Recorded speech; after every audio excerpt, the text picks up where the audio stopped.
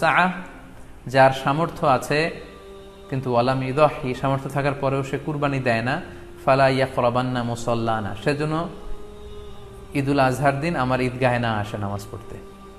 আল্লাহ রাসূল সাল্লাল্লাহু আলাইহি ওয়াসাল্লাম হুঁশিয়ারি বাণী ঘোষণা করেছেন, ধমক দিয়েছেন যে সামর্থ্য থাকার পরেও যে কুরবানি দেয় না সেজন্য আমার ঈদগাহে না আসে।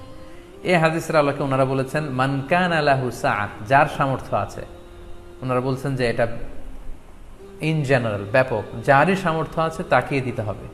সো এখানে বাস্তবতা হচ্ছে দুই পক্ষেরই খুব ভ্যালিড দলিল আছে। আর কোনো মাসালার ক্ষেত্রে যখন মতবিরোধ থাকে, দুই পক্ষেরই দলিল থাকে, সেক্ষেত্রে বাড়াবাড়ি করাটা অনুচিত, বরং এটা হচ্ছে ইসলামের সৌন্দর্য, এখানে প্রশস্ততা রয়েছে।